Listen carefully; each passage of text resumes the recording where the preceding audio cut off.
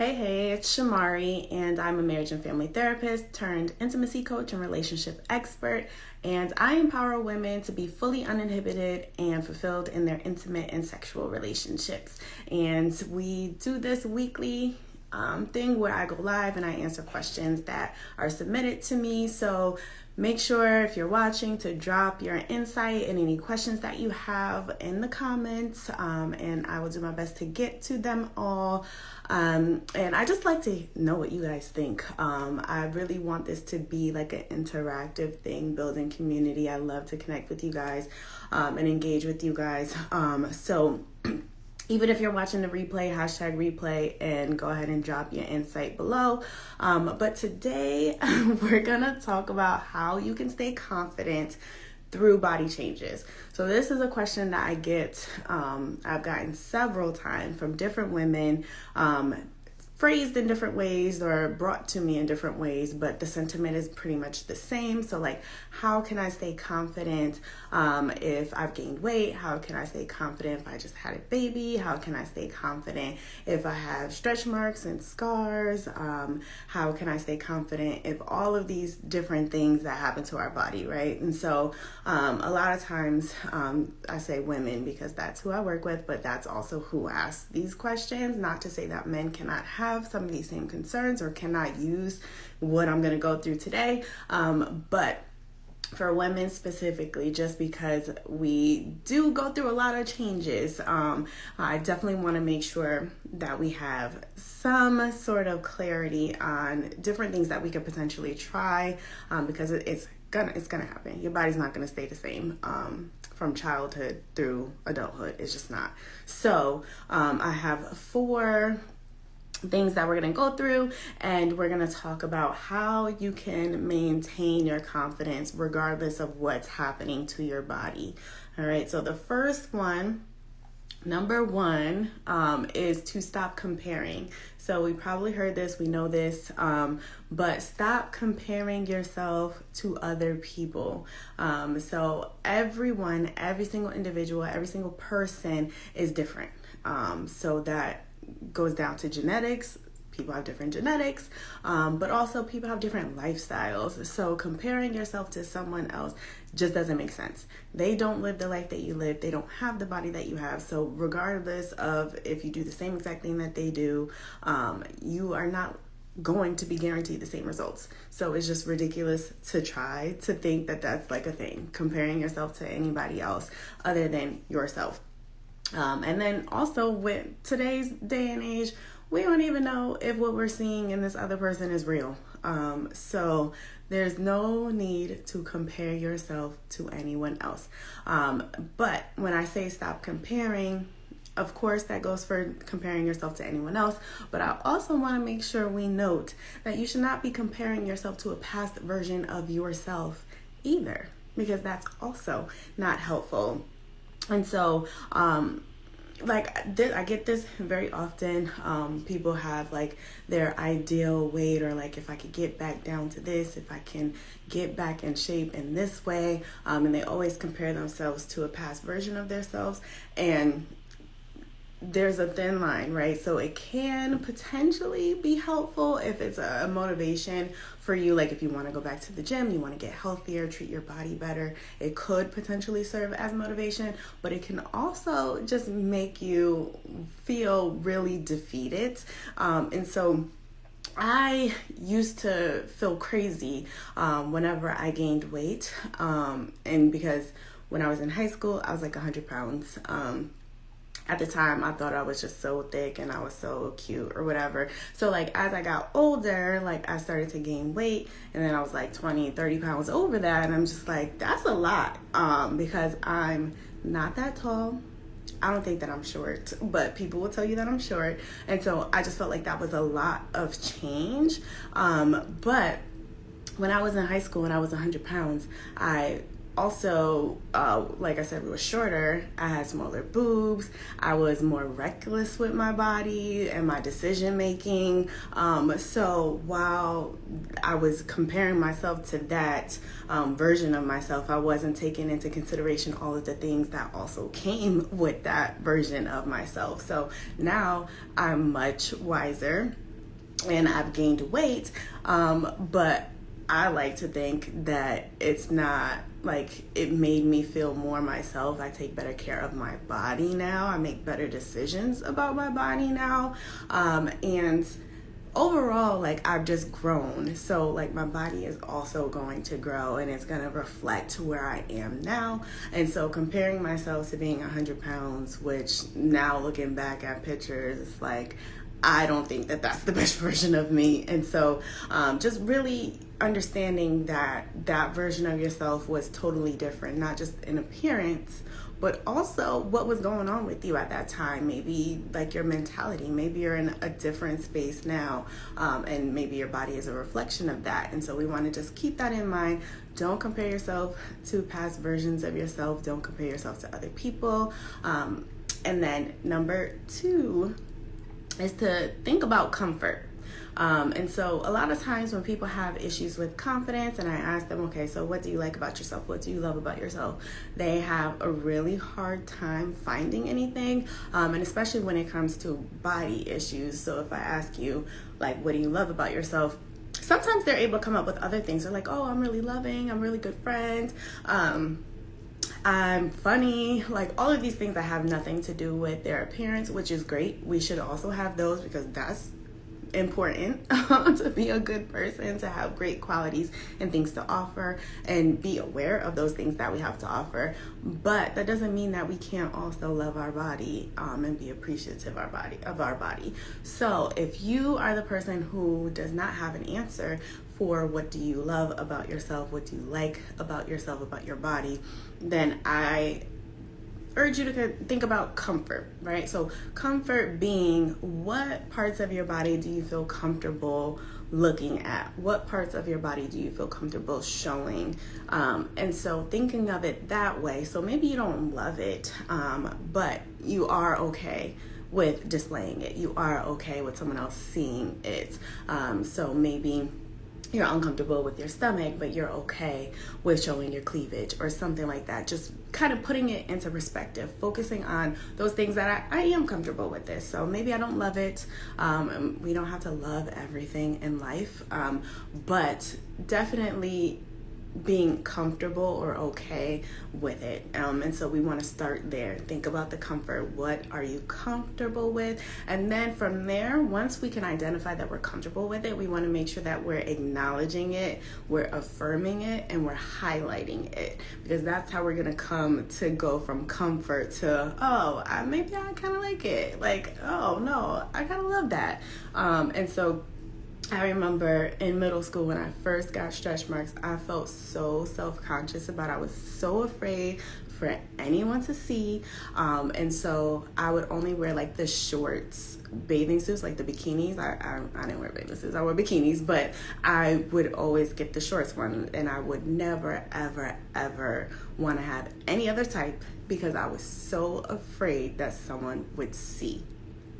Now, over time, the more that I've come to love and accept my body for what it is, I actually kind of like them. I was actually staring at them last night. Like, I've actually come to appreciate them. And so we can go from comfort to liking. We can go from there to loving. Just like you grow in love with other people, you can do that with yourself as well. So definitely affirm and highlight those areas. And over time, you might find that you are able to feel much better about them. And then from there, after we go over the comfort thing, the next thing that I ask about is compliments. So we do not always see ourselves the way that other people can see us, because we're so used to ourselves, or we already have our own perception and story about ourselves. But what I do ask is, what parts of your body do you get complimented on most? And there may be a theme to them, but I want you to like really think about those things. Maybe it's your smile, maybe it's your eyes, your legs, your feet, whatever it is. What do you get complimented on? So if you've been complimented on it more than a few times, then typically what I encourage you to do, whether you believe it or not, is for you to look for evidence or reasons that people would believe that to be true. So even if you don't agree, maybe you don't like your pinky toe when people keep telling you that you have cute feet, and you just like, all right, I got this weird pinky toe. I want you to look for the reasons that what they're saying is true, rather than finding the things that you do not like about whatever they said. And then just accept the compliments also. If you have trouble accepting compliments, just say thank you. You don't have to agree. You don't have to debate. Just say thank you. So yeah, compliments. What do you get complimented on? What do people admire? What do they think is great? Find some truth in it and hold on to that.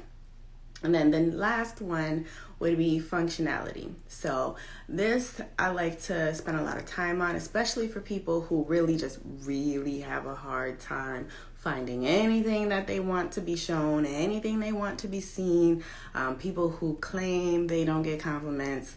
And sometimes it's not that we're not getting compliments, it's that we are not paying attention to them, or we don't accept them. We brush it off. So sometimes people are in that space, and I get it. So then we spend a lot of time on functionality. So our bodies are not just made to be nice to look at. That's not really what they are for. It is great if they are, and that's something that we take pride in, but that's not it, right? So there is also the function of our bodies. They are also made to do things for ourselves, right? And so what I often want people to do is to think about how your body works for you. What does it do for you? What does it offer you? What does it allow you to have? And so think about like your strength, nourishment, affection, and then also giving and receiving pleasure, right? I'm an intimacy coach. We're going to talk about it, right?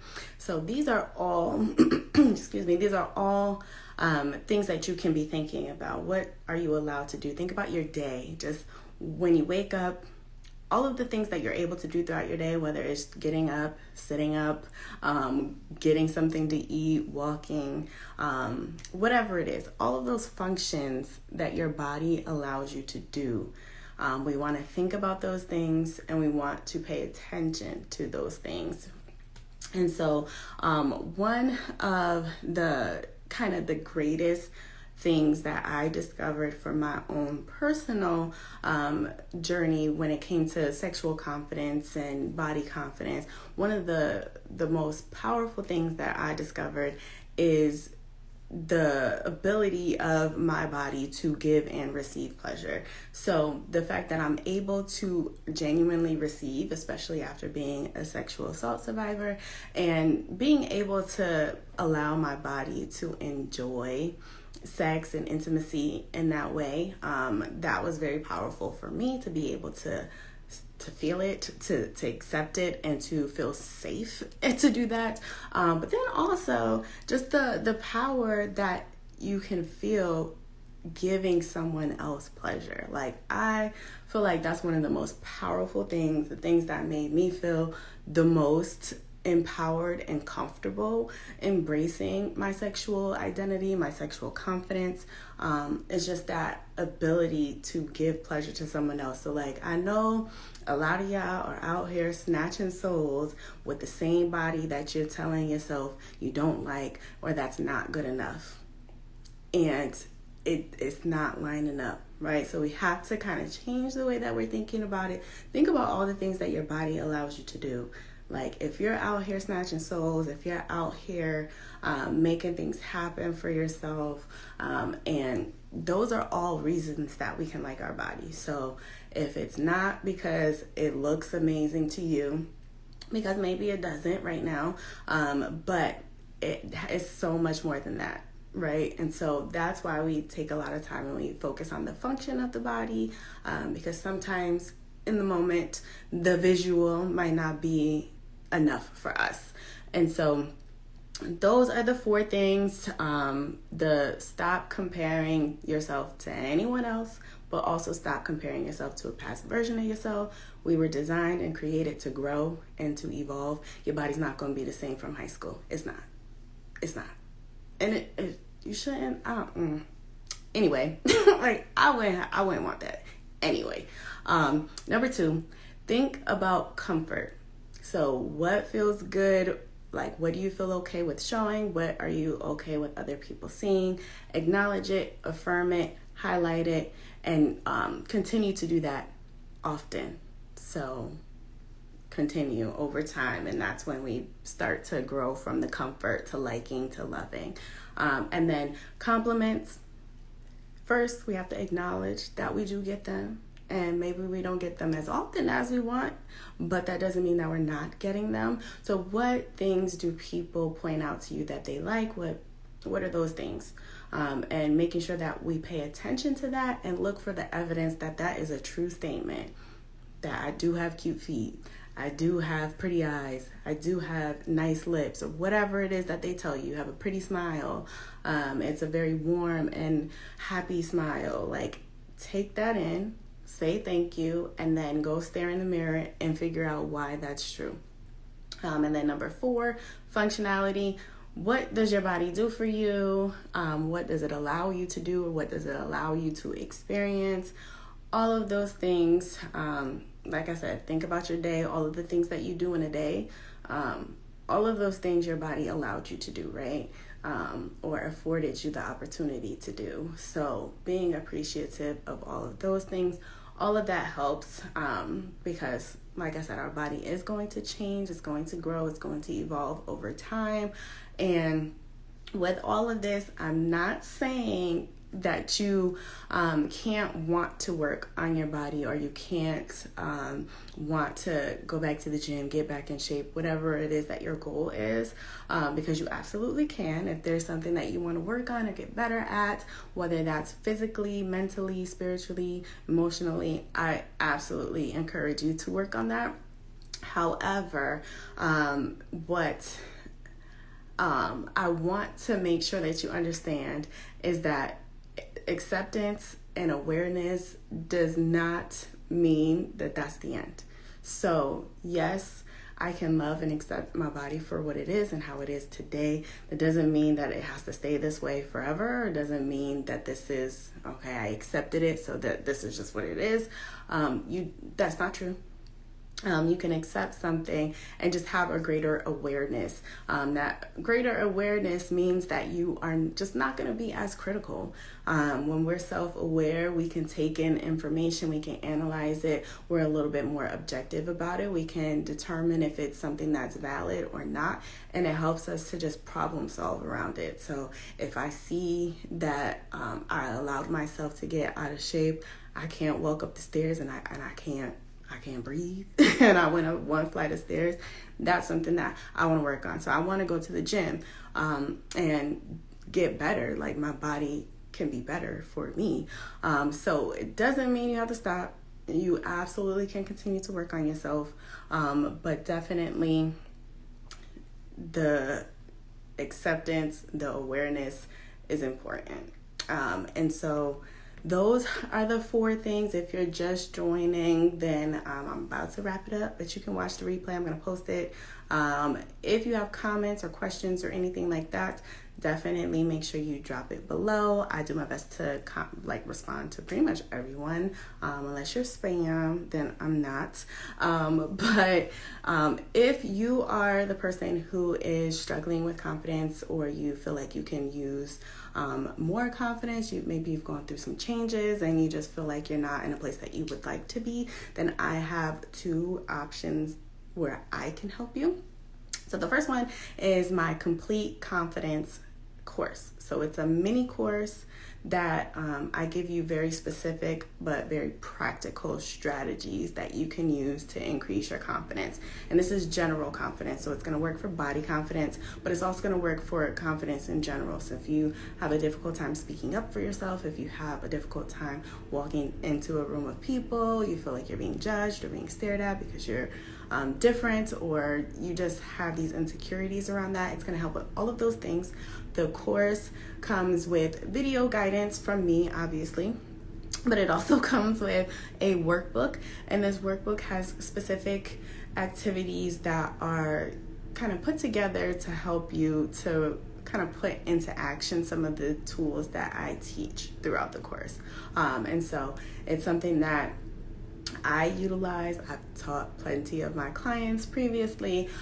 So definitely it's something that you would want to do if you're someone who likes to work independently, or if you want to start this process but you do not, or you're not ready to make a huge investment. It's very low cost, extremely low cost.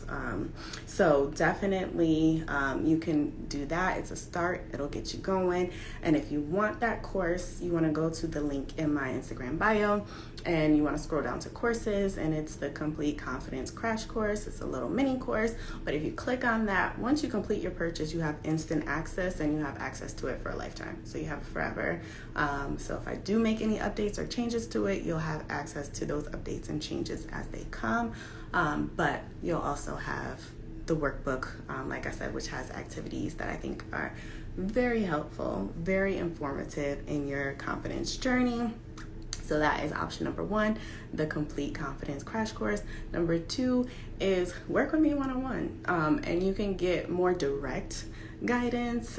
You have access to me. And so I would be available to kind of guide you, direct you along in the process. And you also get access to another one of my courses. If you decide to work with me one-on-one, you get access to Better Sex, Guide to Confidence, Satisfaction, and Orgasms Without Faking. So you'll have lifetime access to that. And you have me. It's a 3-month program that I'm offering currently for the one-on-ones. And in order to start that, you would click the link in my bio, go down to work with me, click on the 30-minute breakthrough call. You have to sign up for that. We will see if we are a good fit for one another, because I'm not for everybody and everybody ain't for me.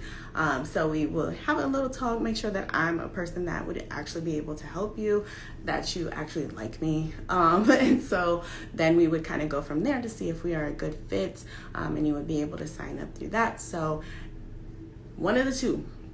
If you're a person who's struggling with the confidence, then you should already be clicking on that link in my bio to figure out which one is the best for you. Obviously, the one-on-one is going to be a much larger commitment, much larger investment into yourself, but you're also going to get much quicker results that way.